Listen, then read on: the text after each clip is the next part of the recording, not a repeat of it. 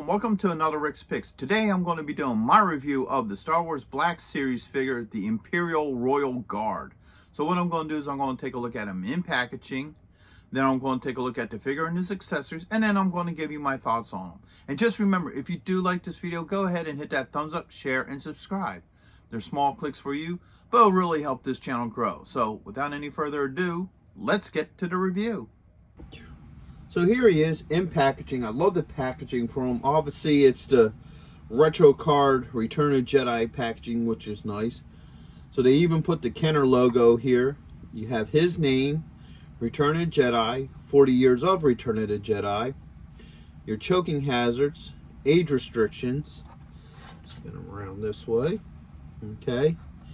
Now you see everybody that's part of his lineup, and you're legal. So with all that being said, let's open him up and see what he's about. Okay, so here he is out of packaging.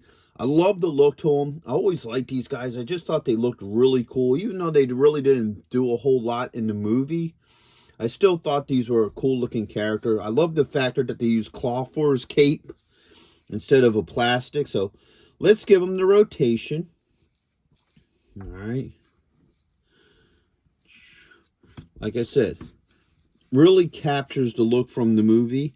Now this figure's going to get 2 rotations, and the reason for that is because under his cloak, he has this really nice looking armor. So let's lift the cloak up.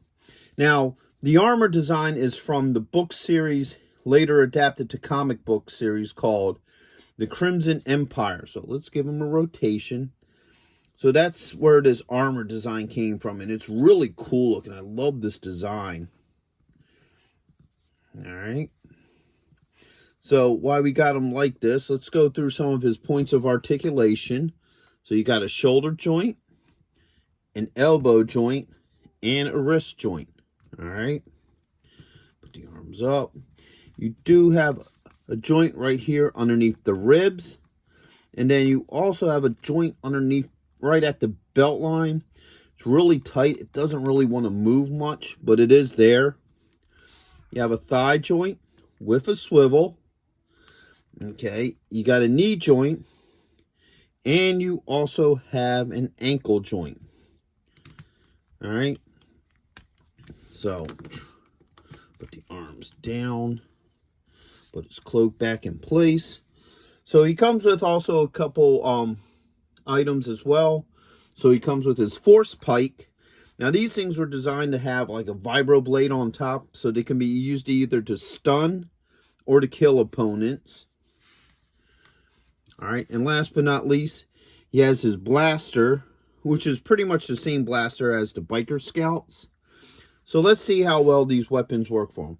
Now, his cape is purposely designed to have a break there, which is really nice for his weapons and what have you. Now he has a pointing finger here.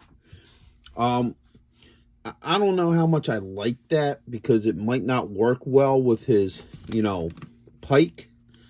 So first off, let's see how well this blaster works.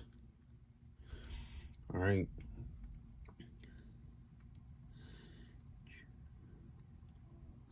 So this blaster actually feels little small for his hands. All right, kind of fits in there, but it doesn't really work well with it. If you look how the blaster looks in there, it's just really small for his hand. They should have used something maybe a little bit bigger, but his hand's also in a weird position, because it's not even in a, like, if you look at the fingers, you got one pointing. This one can almost be a trigger finger. And then, so maybe that's how he's supposed to be. That these 3 fingers, I don't know. So, I mean, I can get it in there. It will work with his hand. It's just really small. But that's probably not a big deal, because I'm sure most people probably won't be having him displayed with that gun in his hand. And you got your holster right here for it. So that just slides right on in there. No issues. All right. And then his pike arm. So this will actually Slide it up. So, yeah, so he will stand with it. Looks really cool with them. Like I said, this pointing finger is probably the only real issue I have with this figure. You know, just because I think it looked better if he had like a solid hold on it. And yeah, that don't want to really go in. So, overall, I do like this figure. I think you look great with the rest of your Star Wars figures. Like I said, the only issue I have with it is this pointing finger. And that's just a personal thing. It's not even a major thing with me. So, I hope you all did like this review. If you did, go ahead and hit that thumbs up, share, and subscribe. They're small clicks for you, but it really helps the channel grow. So, until the next one, late.